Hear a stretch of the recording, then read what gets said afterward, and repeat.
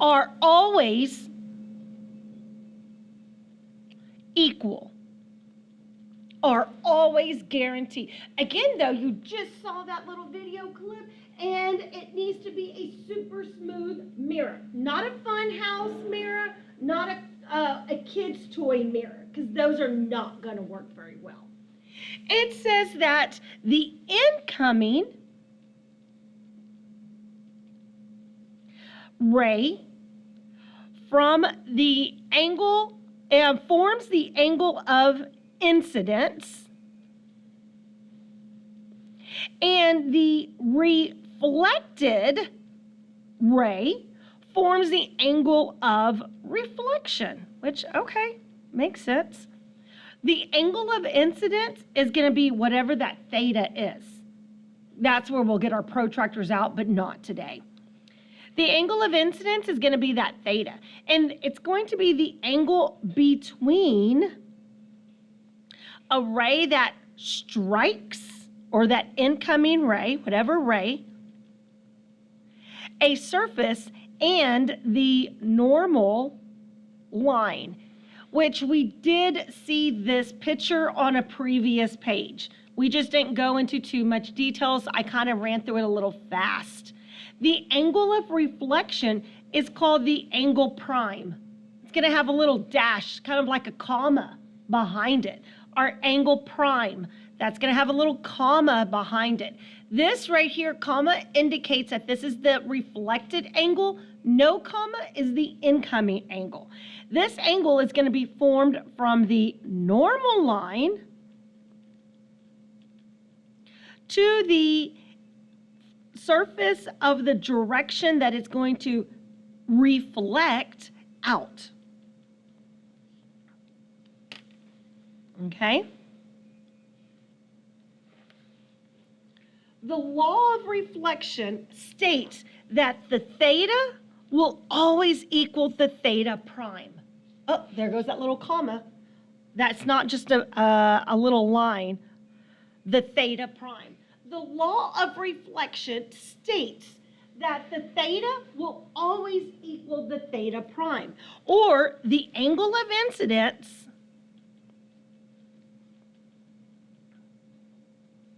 will always equal the angle of reflection. For an example, looking at a super smooth glass mirror, like we just saw in the video. But this works only if it's a plain, flat mirror like we saw on the video. For that, a flat surface with a smooth,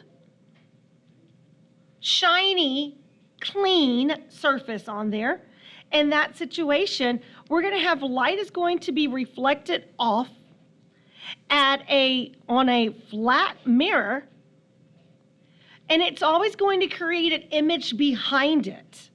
And this image will always be behind it at the same exact distance. We call this image a virtual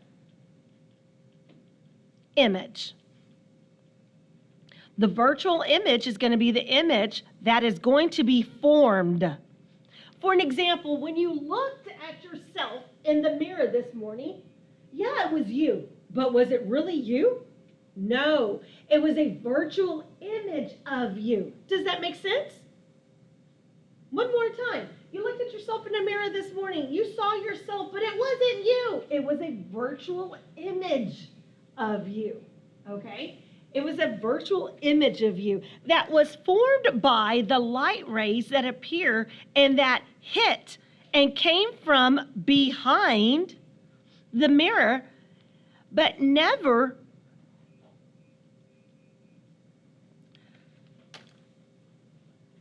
is never going to sit there and reflect back at 100%. Okay? So, for an example, we call this the object. This is the real object. The image is going to be the fake. Okay? Makes sense? Or we call it the virtual image. You looked at a fake image or a virtual image of yourself this morning. Okay? You looked at a fake virtual image of yourself this morning. When you're ready, turn the page because we're almost about to get to that new page called the Ray diagram. I need every minute of us today. Okay? I need every minute today from us. I will come back and I will fill in this little diagram image over here on the side later on when I see you on Thursday. And we've got homework number 1 that we're about to hit in just a moment. I am just going to turn the page and I'm going to come over here and I'm going to say, hey, we got this thing called Ray diagrams in physics. Okay? Not everybody's going to go into lenses and go into, doing these crazy things with mirrors. I understand. But I will say, for an example, if I put an actual object, remember, the real thing we call the object. One more time. The real thing is called the object. If it's looking at a flat surface mirror, which that's what this is right here, it's going to produce a virtual image. Okay? Hopefully you agree with that. Hopefully you don't think that when you look at a mirror, it's another one of you. It's not your twin, okay? It's not your twin. It's a virtual image of you. So for an example, if this is a plain flat mirror, and I come over here and I have the letter R, because that's how I write an R, this is the actual object. Or we can call it the real thing, whatever you want to call it. But it's the real thing, the object. It's going to produce a virtual image that is going to be exactly the same but reverse. I don't know about you, but have you ever sat there and took a picture of yourself using the thingy so that way on your cell phone it's going to look at you? You take a picture, is that really you? What do you have to do so that way, because your words on your shirt look backwards, what do you have to do to that? You have to flip it. There you go. So true story. When you look at a virtual image, it is completely opposite. And so when you look at a picture, you have to flip it. So my image is really going to be formed looking like that. And so when I take a picture and do a selfie like this, I have to flip it first so the letters are not backwards. Why are the letters backwards on that selfie? Because it's a virtual image of you. It's not really you. That's the reason why.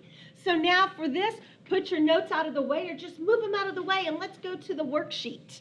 This is homework number 1. Okay? Homework number 1. It looks like this. Now, if this is the mirror right here and this is the real object, well then the virtual image is going to be a fake image of it and it's going to look something like that. Isn't that an easy A, B, C, D? That would be the one that I would pick. For an example. Is that right? You want to write that? Yeah, there goes your answer. It's going to be a flipped opposite image.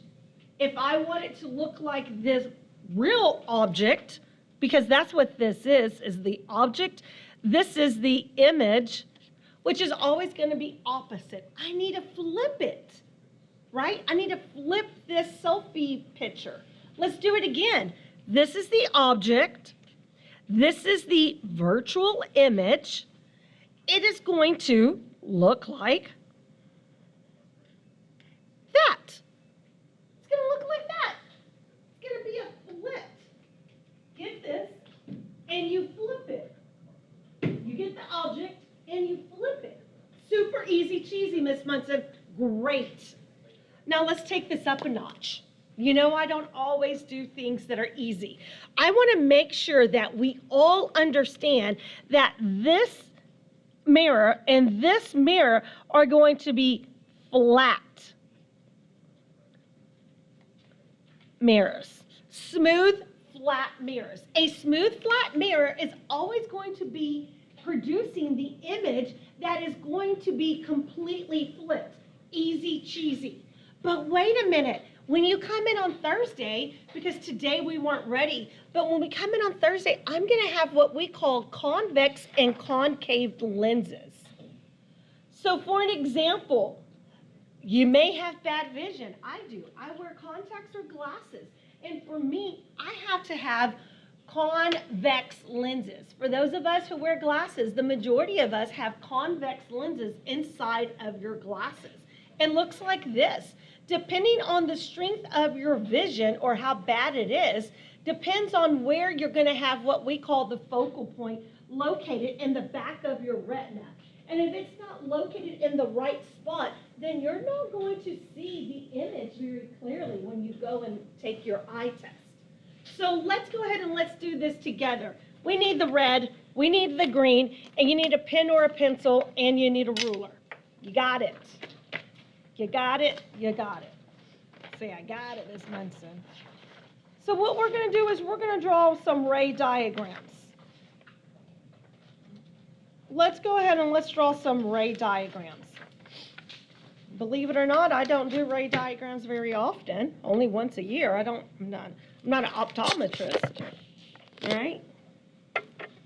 So what happens over here is that you have your eye, and your eye is looking at the image. Where's my eye located? Well, my personal eye is over here. This is my eye looking at the image, and this is my eyeball, and it has a lens in it. Guess what? We got our cow eyes will be in next week, which is great. Miss Wadding, yes, was able to get our cow eyes. So this is my eyeball right here looking at this image. This image is going to form an actual image over here. But I want to know, is it going to be inverted? Is it going to be reduced in size? Is it going to be a virtual image? Is it going to be upright? Is it going to be enlarged? Or is it going to be what we call real? And we'll go into a little bit more details, but let's go ahead and get into the drawing portion. Let's go ahead and start. All the lines at the top are going to be green. The lines at the top are going to be green. So I'm going to say green equals the top. And like I said, I'm taking every second from you today. The bottom is going to be red. And in the middle is going to be your blue, black, whatever color ink. I've got like another 8 minutes that I need every second from. Okay? So here we go. We're going to start off with our ruler. On my ruler, my green is going to be my first color that I'm going to use / my top one. And I'm going to draw a straight line from the top of my image to the middle of my lens. So from there to there, I'm going to go all the way. I'm going to stop at my lens. I am going to now cross over from my top to what I call over here my focal point. This is my big F focal point. So I'm going to go and connect it from the top of my image to my focal point over here. Okay? Got it. I know I'm a little off right here. I'm not connecting perfect, but try your best to be perfect. Be more perfect than me. Okay, the next one, yes, okay. The next one, I'm going to go with, let's go with red.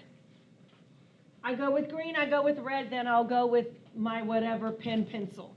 I'm going to go ahead and I'm going to always start from the top of that object to the bottom of my lens. So the top of my object to the bottom of my lens.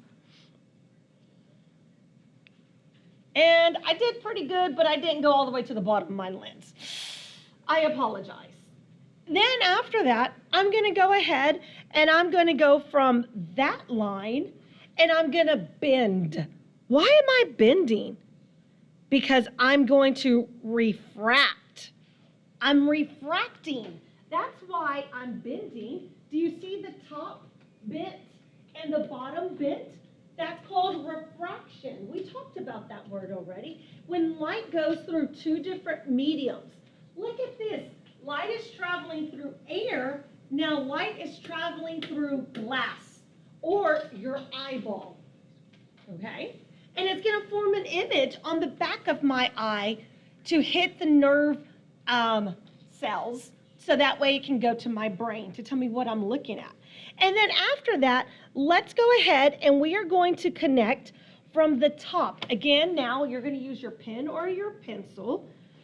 You're going to go from the top of the image to the middle right here. Imagine the smack dab middle. Look, I'm going to draw a little dot right here, smack dab middle of my lens. From there to there. It's going to look like this.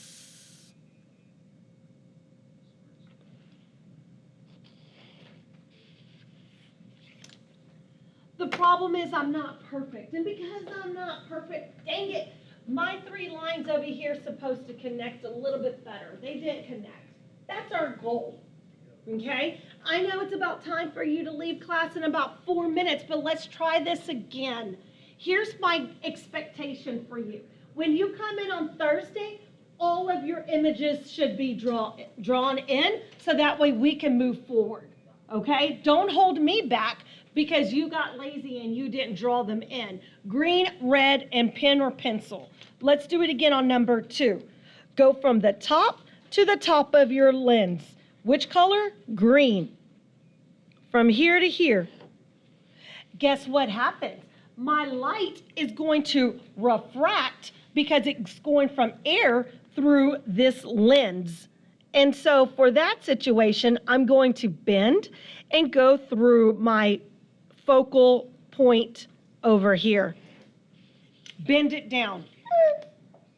Get your red when you're ready. You're going to go from the top of the object to the bottom of the lens in one straight line. Now it's going to refract and bend from the bottom of the lens, and you're going to cause it to go straight back. And this is literally what happens in your eyeball every single time light passes through. Then you're going to get your pen or your pencil, and you're going to connect it from the smack dab middle over here of this lens, and it's going to touch the top of my object. When it does that, I'm going to draw a straight line. Let's see if I can do this one a little bit better. Well, my green and my black line are connecting. Unfortunately, I'm not perfect on that red line. That's okay. Some of our eyes are not perfect. Some of us have this thing called, wait a minute, let me use this word, stigmatism. Ooh, and our image is not forming in the back of our head very well to go to our brain. You have a super great day. Okay? Have a super great day. I need you to do this by the time you come back on Thursday. Try your best. I'm going to pause it. I'm going to video the rest of the classes.